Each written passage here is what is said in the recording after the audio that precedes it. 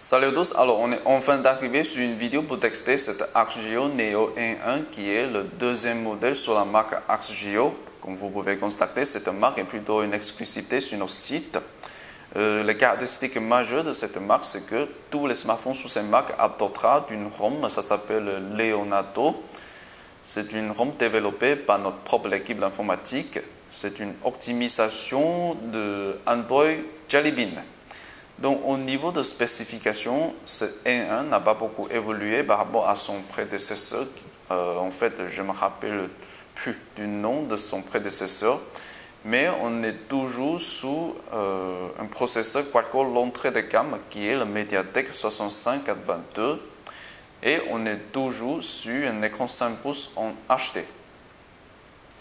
Par contre, sur ce N1, je constatais que la finition a beaucoup progressé. Personnellement, j'adore ce côté en aluminium procès qui est en or ici, accompagné par cette coque en plomb, ça a l'air plutôt élégant.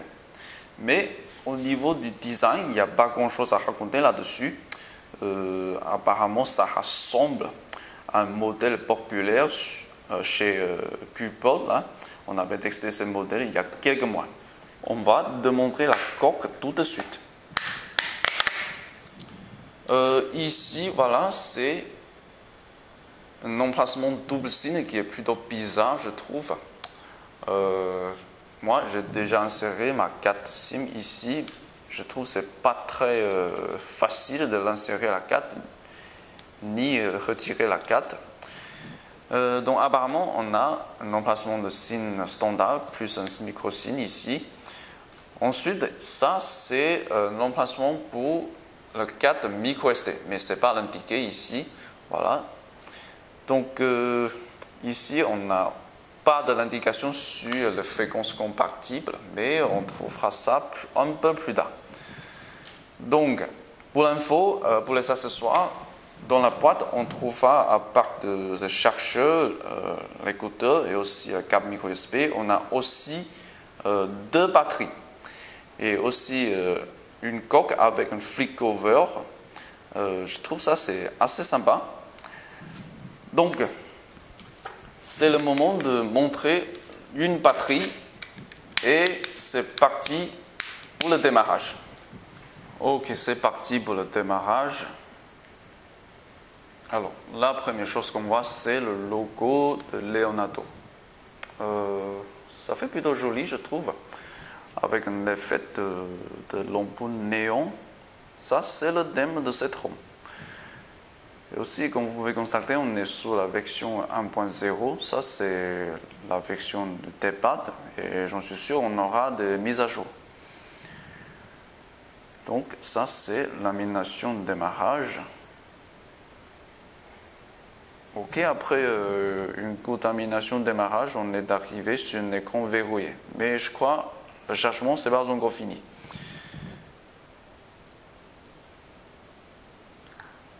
Ok, donc on est arrivé sur l'interface ici. Première chose à faire, c'est de vérifier l'existence de ODG et le LED de notification. Alors tout d'abord, le ODG, non, c'est pas allumé, le clavier USB. En plus, on n'a pas d'indication qu'un stockage externe est inséré, voilà, tant pis, il n'y a pas de ODG. En plus, pour le LED de notification,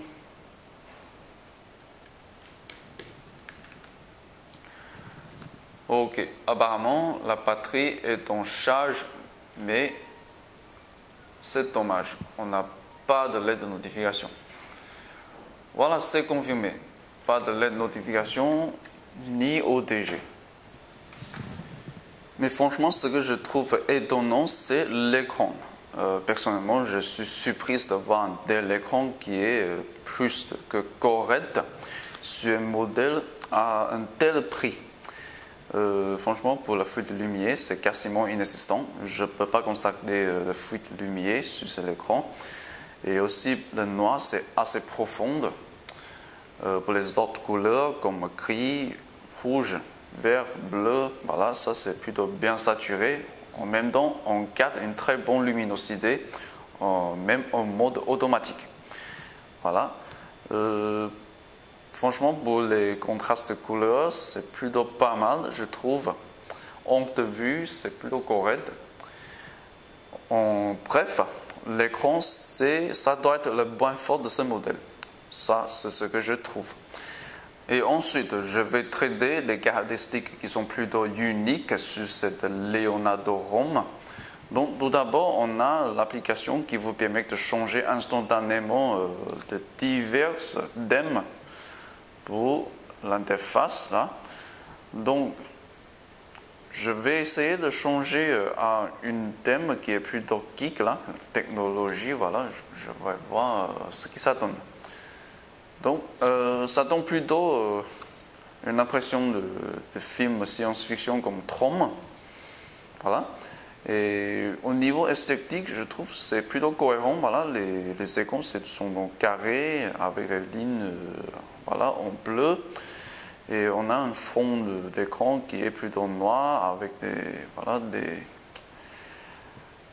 des inscriptions de 1 et 0. Voilà, ça c'est bien l'informatique. Voilà, c'est plutôt joli, je trouve. Par contre, il y a un truc qui est plutôt gênant, c'est que beaucoup de trucs sur ce ROM-là, c'est pas très bien traduit. Parfois c'est rigolo, je trouve, le langage. Ok, ensuite, je vais d'abord traiter le sujet de GoZemail. Donc, on a deux GoZemail à 35. Ça, c'est confirmé. Ensuite,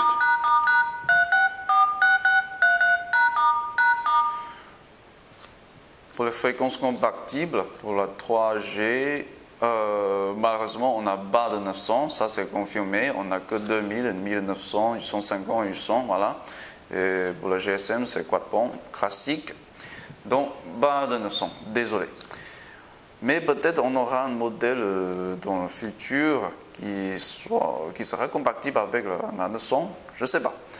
Donc, je vais parler un peu des aspects intéressants de cette surcouche-là. Premièrement, c'est cette spa de stature. C'est une spa de statut secondaire, je dirais. Voilà. Il faut le convoquer en glissant vers la droite sur l'écran Home. Voilà, ça c'est l'écran Home en définition. Voilà. Il faut glisser vers la droite pour le convoquer. Donc ici, on a accès direct à alarme. Donc on peut activer ou désactiver instantanément cette alarme, mais on a une seule alarme. On n'a pas droit à plusieurs. Ça, c'est un peu dommage.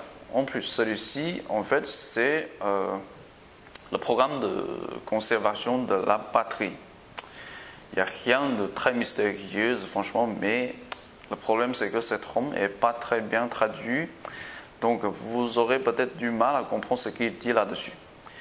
Donc, peut-être, nous avons besoin de vous pour améliorer cette traduction. Ensuite, on a ce bouton pour optimiser la mémoire. Ça, c'est... Voilà. Alors, franchement, ce n'est pas l'optimisation de mémoire, je dirais. Je ne suis pas sûr ce qu'il fait maintenant. Donc, par contre, à côté, on a le bouton pour activer le flash. Voilà, ça, c'est la sacrée fonctionnalité de Torch. Alors, sur cette partie gauche, on a toutes les applications en arrière-plan, en cours. Donc ici, je peux les verrouiller comme ça, voilà. Donc, pourquoi les verrouiller? Parce que là, on a un bouton pour tuer toutes ces applications en arrière-plan. Si c'est verrouillé, ça ne part pas. Voilà, comme vous pouvez constater. Donc, si je veux déverrouiller, voilà, ça va partir. Ok, donc c'est plutôt pas mal, je trouve, cette part de statut secondaire. C'est vraiment très pratique. Et en plus, pour les écrans d'accueil, voilà, on peut ajouter le nombre infinitif. Je ne suis pas sûr si on peut faire ça, le nombre infinitif de l'écran d'accueil. Et aussi, on peut définir qu'on veut l'écran Home. Donc, par exemple, si je veux définir voilà, celui-ci comme écran Home, voilà, donc c'est parti. Donc maintenant, si je tape sur Home, voilà, ça c'est l'écran Home. Ok, ensuite, on va regarder cette barre de statut classique. Donc ici, c'est la partie de notification. Là, il n'y a rien là-dessus. Ici, on a un tout petit bouton qui vous permet d'accéder sur une application, en fait, pour surveiller l'utilisation de votre data. Voilà, il n'y a rien de très spécial, sauf que la traduction est tellement mal faite que vous aurez peut-être du mal à comprendre ce qu'il dit là-dessus. Donc ici, ça s'affiche le montant de data que vous avez utilisé. Aussi, on a un paramètre qui vous propose plein de trucs pour personnaliser au maximum le comportement de cette application de surveillance. Donc, je trouve ça, c'est plutôt pas mal, mais je n'irai pas au détail. Ça, sinon, cette vidéo sera hyper longue. Donc, ensuite, on a aussi cette page de paramètres rapides. Comme vous pouvez constater, là, on a tous les paramètres rapides qui sont courants. Aussi, on peut définir cette page de paramètres rapides. Par contre, on n'a que 11 boutons en total. Donc voilà, ça c'est la barre de statut classique. Donc, en gros, cette sous-couche, c'est plutôt intuitif, je trouve. Au niveau du design, il y a plein de trucs très intéressants, mais je n'ai pas le temps pour aller sur tous les points là. Donc, je vais juste pointer des trucs essentiels, quoi. Donc, ensuite, on va passer sur le benchmark. Ok, pour le benchmark, on va faire vite parce que là, parler trop de trucs techniques, c'est fatigant, je trouve. Ok, sur AnTuTu-X, on a un score global de 16 779. Donc, c'est un score, à mon avis, qui est meilleur que prévu pour un quad-core entrée de gamme qui est équipé d'un système qui est plutôt optimisé, voilà. Et ensuite, sur les détails, franchement, rien de très remarquable. Pour le multitâche, le score c'est satisfaisant, 3262. Donc ça doit être le score correct pour un quad-core, l'entrée de gamme. Ensuite, pour le score 3D, voilà, on n'a que à peu près 4520. Voilà, c'est rien de très remarquable, mais c'est un score plutôt correct. Donc ensuite, on va aussi passer sur un autre benchmark qui est le PassMark OS 2. Pardon. Donc, on avait fait le texte par avance. Et pour le score global, franchement, c'est médiocre ici. C'est vraiment déplorable, à mon avis. 222, voilà. Mais ce qui est étonnant, c'est qu'on a un score 860 pour le système. Donc voilà, apparemment, le système pour l'optimisation, ça, c'est évident. Donc aussi, on a un score qui est plutôt mauvaise pour le web, qui est 75. Donc voilà. Au niveau de performance, sur PassMark OS 2, c'est plutôt décevant, à mon avis. Ok, à part de ces deux benchmarks, j'avais aussi fait d'autres benchmarks et vous trouverez tous les captures d'écran de résultats dans la description tout en bas. Donc pour l'appareil photo, en termes de l'interface, il n'y a pas de modification. Donc ici, ils ont gardé l'interface générique de Android Jelly Bean pour les paramètres et aussi pour l'interface en gros. Donc ça, c'est plutôt sympa. Alors, pour l'autofocus, c'est assez rapide, je trouve. Au moins, c'est plus rapide que cette Leaco, voilà, qu'on avait testé la semaine dernière. Voilà, c'est plutôt pas mal, je trouve. Je crois qu'il y a une optimisation logicielle pour cet appareil photo parce que là, apparemment, les couleurs, il y a un traitement après la capture. Voilà. Donc ça, c'est plutôt pas mal. Et aussi, je vous montrerai quelques photos prises à l'extérieur.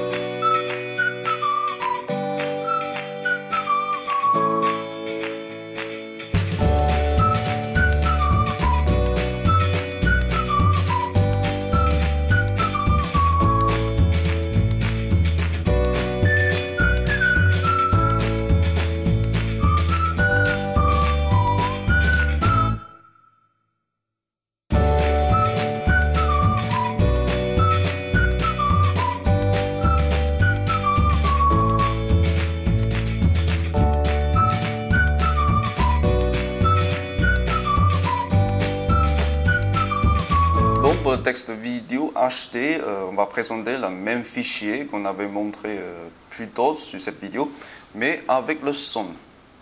En plus, on a enlevé le rideau, donc on est plutôt éclairé dans cette chambre.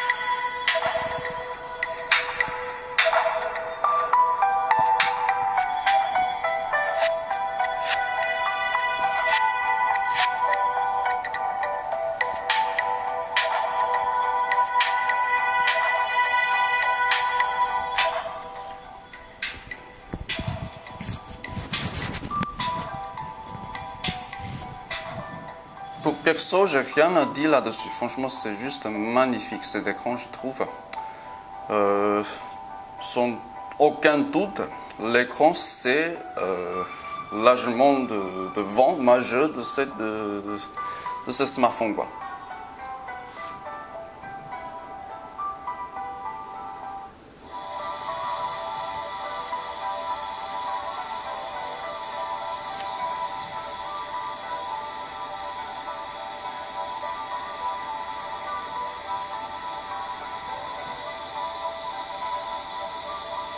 Ensuite, c'est le test gaming. Ok, pour le test gaming, je ne suis pas allé chercher de nouveaux jeux, donc on restera toujours sur d'abord un jeu de course très exigeant comme Need for Speed.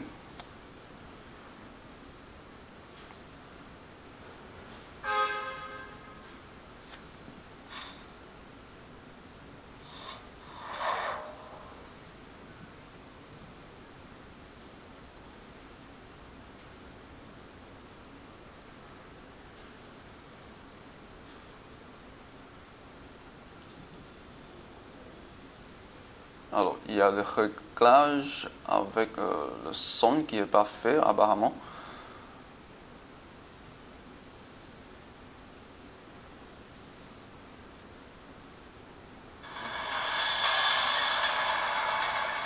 Voilà.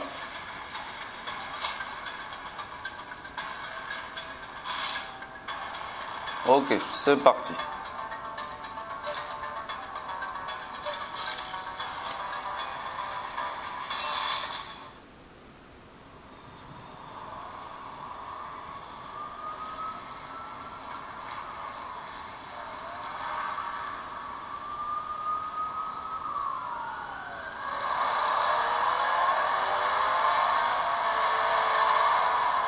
Ouais, c'est pas mal du tout, je trouve, au début.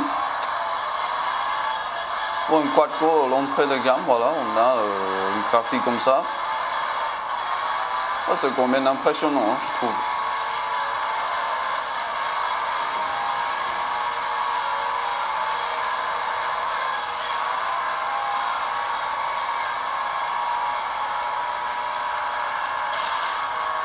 Mais ça lag un peu, ça c'est sûr.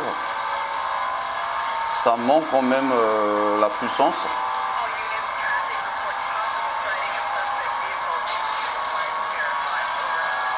Ah merde. Ok. C'est des suicidaires. Comment dire-je? En termes de fluidité, c'est moyenne, franchement. Ça va pour la fluidité.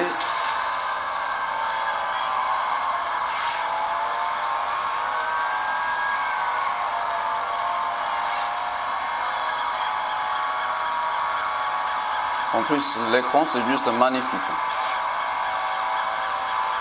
Ça c'est très agréable pour le jeu.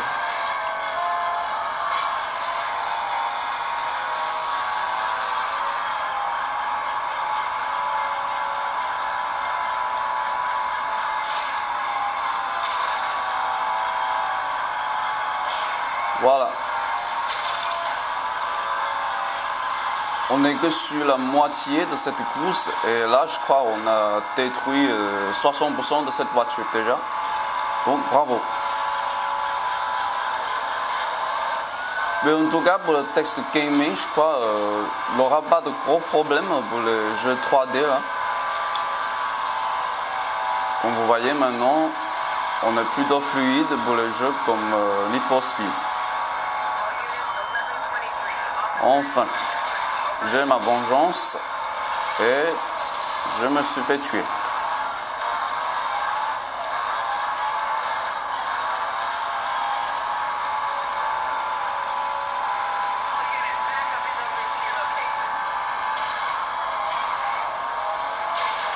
Alors là, j'ai été distrait.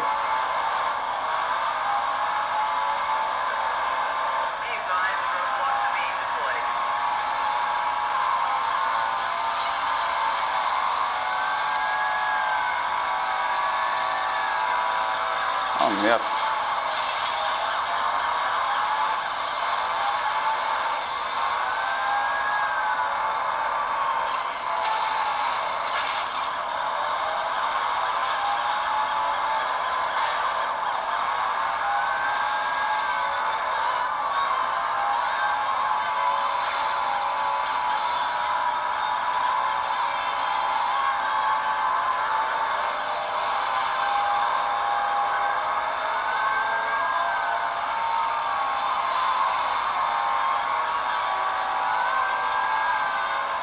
Les flics sont partout. C'est chiant. Alors, enfin, on est le premier dans la course. Je crois le course sera terminé bientôt.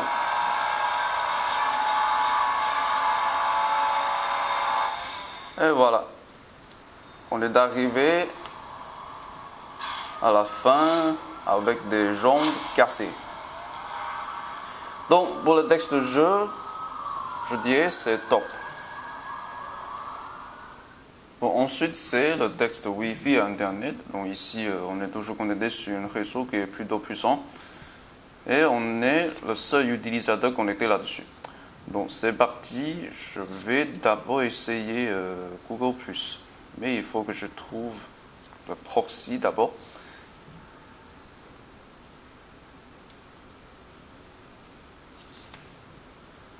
Ok, ensuite c'est parti pour Google+.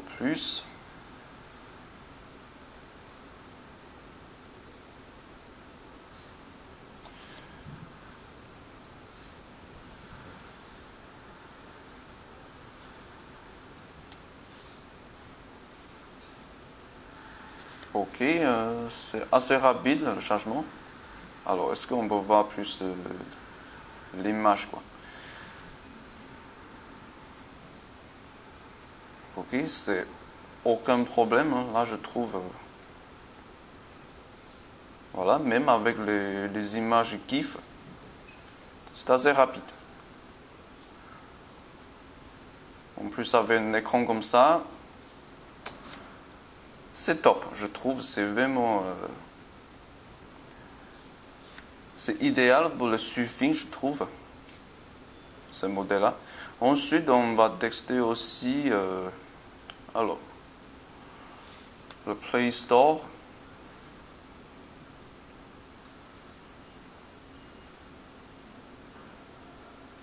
Ok, c'est pas mal, je crois. On va essayer le téléchargement.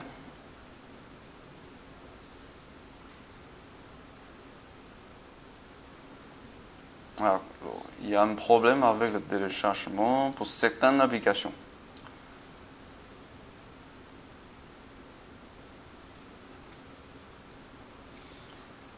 Voilà, deuxième essai, ça y est.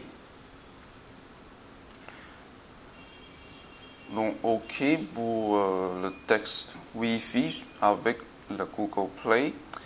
Ensuite, je vais également essayer le navigateur. Donc, on va essayer alors, Chrome.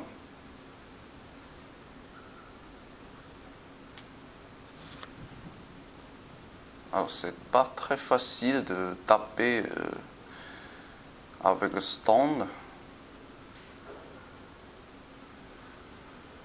Mais on verra.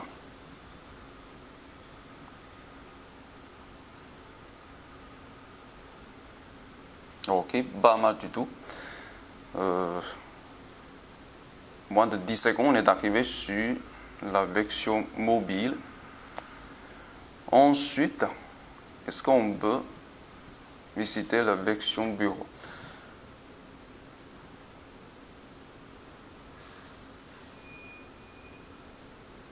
Ok, pas mal du tout. On a toujours une bande passante de 500 coups. Ça, c'est plutôt pas mal, je trouve.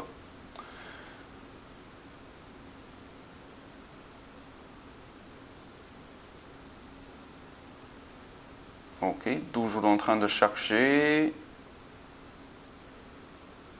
Juste un tout petit peu, voilà.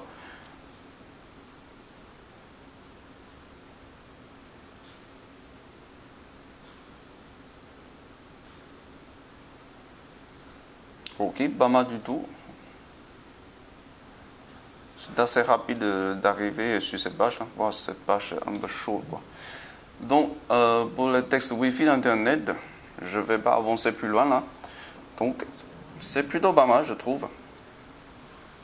Ok, enfin, on est arrivé sur la batterie et avec cette capacité qui est plutôt limitée, qui n'a que 1600 mAh, je n'attends pas grand-chose. Par contre, je trouve que l'optimisation de ce système est plutôt bien faite. Ça consomme moins la batterie, c'est vrai. Donc jusqu'à maintenant, on avait débranché pour plus de 13 heures. Et là, mon usage est plutôt léger. Là, je passe quelques dizaines de minutes sur le réseau mobile avec les data. Donc, et aussi quelques heures sur Wi-Fi pour les vidéos. C'est pas très lourd l'usage, mais maintenant, il me laisse encore 41% de charge. Ça, c'est plutôt pas mal, je trouve. Ensuite, on va regarder sur notre application pour voir s'il y a des trucs qui ne vont pas trop sur les... Alors, ici, on a la température qui n'est pas correctement enregistrée ici. Et ensuite, le voltage, c'est normal. Donc, en gros, la batterie, c'est correct, mais la capacité de 1600 mAh, c'est trop modeste à mon avis. Ok, je dois mettre fin à cette vidéo qui est un peu trop longue que prévu. Avant de partir, je vous laisse ici mes opinions. Donc, pour les plus, tout d'abord, c'est le prix. Le prix, c'est juste très agressif, je trouve, pour une quad-core entrée de gamme, avec un écran de qualité. Donc, deuxièmement, c'est l'écran de qualité. Je trouve que pour un tel prix, ça c'est plutôt rare. pour un smartphone d'entrée de gamme, sachant qu'on est sur un écran 5 pouces en HD, donc tout est nickel pour l'écran.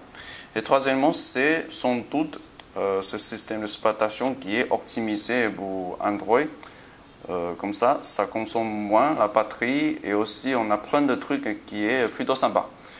Donc, pour les moins, premièrement, c'est la traduction de cette ROM qui est plutôt mauvaise. Voilà, on a peut-être besoin de vous pour nous aider pour la traduction peut-être. Et deuxièmement, c'est l'absence de la fréquence WCDMA 900. Et dernièrement, c'est le GPS qui est plutôt faible. Donc, n'hésitez pas à nous donner un pouce vert si vous trouvez le contenu de cette vidéo utile. Et notre prochaine vidéo sera sur le fameux InFocus de Foxconn. Voilà. Donc, bonne semaine à tous.